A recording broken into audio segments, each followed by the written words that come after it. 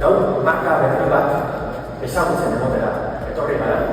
Ez da marka musa, sare bat, sare kolektibo. Bertan gauzan danon artean egundutako sare kolektiboa. Busturialdea Urdaibaiko sektorearen lanaren eta kalitatearen isla ere bada. Zuen produktuen balioak oinarri dituena. Bada naguz Urdaibaiko zerbitzuen eta urrenetik lanagarak eskualde mailan lehenengo sektoriei edo lehenengo sektorien inguru eta mugiduten direzan edo mugidu nahi direzan ideiak eta proiektueni apoio bat ematen.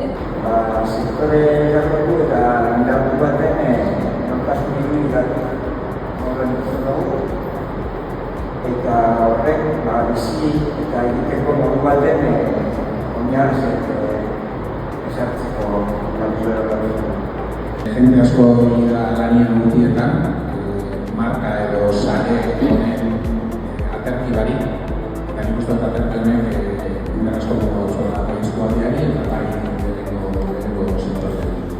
Nik uste dut sare honek ingo dutxona da, oinarte bide bat urtedakunan inflexio punto bat, zen modala, eta berak izan duen moduan azkenean pentsada bat modala. Zigaren soziedad honetan informazioa lan egoten da museo asko dela. Eta nik uste dut egunek ikuskute da identifikatu zer da honatzetik eta non zudezunetzetik.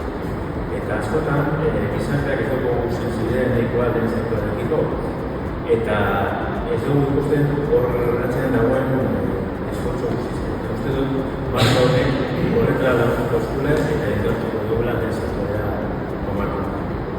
Oindik aurrera ekonomia da, aldaketa, adibidez, horreko bai bermineko merkatuen, non balori bat ikusen jarri bai produktorien eta baserritaren produktuen, eta hori bai guztitateko aurrera horreteko, baina nik uste erronka garrantzitsua dela, merkatu hori martxan jarria,